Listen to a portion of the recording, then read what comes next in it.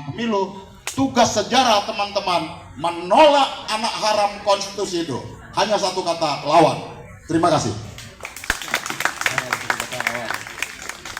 Saya sebelum ke Bang Abraham ke Mbak Titi dulu tadi nanya komposisi hakim berubah nih Mbak.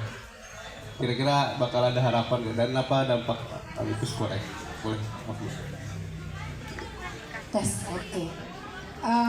Saya coba tadi sudah catat beberapa pertanyaan ya. Pertama, bagaimana kalau komposisi hakim?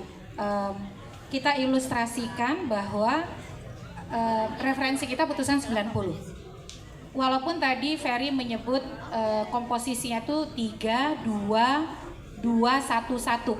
Atau kalau disederhanakan 3, 2, 4 dan lebih disederhanakan lagi 5, 4 gitu ya. Gitu. Nah, situasi hari ini kan klasemennya berubah. Ada 8 hakim. 8 hakim itu bagaimana konfigurasinya? Kalau merujuk kepada putusan 90, posisi hari ini itu 3, 3, 2. 3 itu siapa?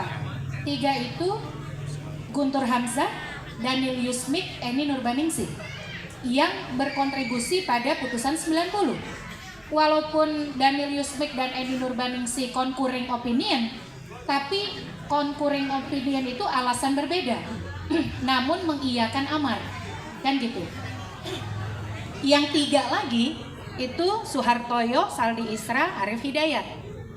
Kemudian masuk pemain baru nih, 2 menggantikan Wahidudin Adams dan Manahan Sitompul.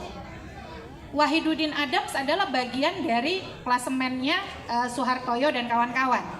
Sementara Manahan Sitompul bagian dari Guntur Hamzah dan kawan-kawan.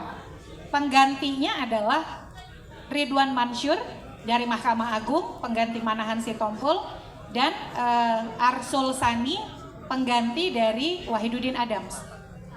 Posisi 3, 3, 2. Nah yang 2 ini kemana? Belum terbaca petanya.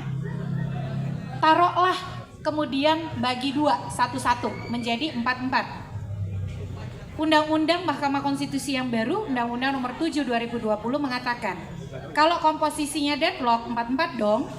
Yang berpengaruh itu adalah posisi yang ada ketuanya. Nah, yang ketua adalah Pak Suhartoyo. Tapi kawan-kawan, itu tidak bisa ansih merujuk putusan 90 karena saya tadi bilang ada zona pragmatis yang sedang dimainkan MK. Apa itu? Putusan 141 garis miring PUU strip 21 Romawi garis miring 2023. Di dalam putusan itu memang mahkamah berubah pendirian hukumnya, menyatakan bahwa usia capres-cawapres itu open legal policy, kebijakan hukum terbuka pembentuk undang-undang. Kalaupun ada syarat alternatif selain syarat usia 40, syarat yang paling dekat itu adalah pernah menjadi gubernur.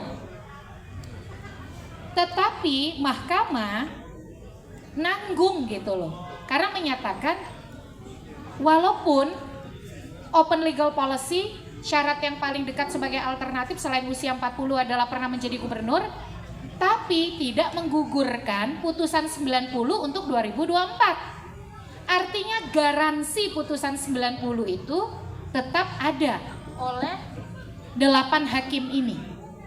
Artinya sekarang yang kita tunggu adalah posisi 8 hakim selain pada persoalan tiket pencalonan Gibran, selain pada putusan 90. Bagaimana penilaian terhadap alat bukti dan proses persidangan, kan itu yang berkutat pada persoalan substansi yang dipersoalkan para pemohon nomor 1 dan nomor 3 itu tuh ada 3. Pertama soal persoalan putusan 90 dan pelaksanaannya, karena ada putusan DKPP yang mengatakan KPU ini salah di dalam menindaklanjuti putusan 90 karena tidak mengubah peraturan KPU nomor 19 tahun 2023. Tapi tidak pernah ada sejarahnya MK membatalkan pencalonan seseorang karena kesalahan administratif yang dilakukan oleh KPU. Itu nggak pernah ada sejarahnya. Nah yang kedua yang dipersoalkan oleh pemohon itu paling banyak adalah soal kredibilitas dan integritas penyelenggara pemilu yang disebut sejak awal proses seleksi sudah bermasalah. Kalau mau tahu masalahnya, nonton film Dirty Vote. Termasuk juga keterlibatan KPU di dalam manipulasi verifikasi partai. Termasuk tidak kredibelnya di dalam menyelenggarakan Sirekap. Itu dalil kedua. Dalil ketiga adalah kecurangan TSM, terstruktur, sistematis, masif, atau yang disebut oleh paslon nomor 3 sebagai abuse of power terkoordinasi. Nah ini menarik nih istilahnya, penyalahgunaan kekuasaan terkoordinasi, mulai dari nepotisme yang kemudian menggunakan negara dan aparaturnya untuk mewujudkan kepentingannya. Nah ya, jadi dari 3 dalil ini, dalil pertama itu otomatis menurut saya tidak relevan, karena kalau menyoal soal pencalonan, yang jadi garansi dari pencalonan itu yang akan memutus, dan 88 ini pragmatis, sudah ada putusan 141 kan. Yang kedua soal kredibilitas KPU, yang ketiga soal kecurangan TSM dan lain sebagainya. Jadi hakim itu tinggal kita tunggu posisinya terhadap 2 dalil yang terakhir tadi. Nah bagaimana kalau kemudian deadlock, di mana posisi ketua yang menentukan? Makanya saya tadi, ya saya sih punya ekspektasi personal ya, tetapi kalaupun boleh misalnya berharap dan optimis, harapan optimisme saya tidak keluar dari PSU di sejumlah tempat atau wilayah kalau melihat proses persidangan. Itu pertama, Fik. Sorry ini agak nambah dikit waktunya ya.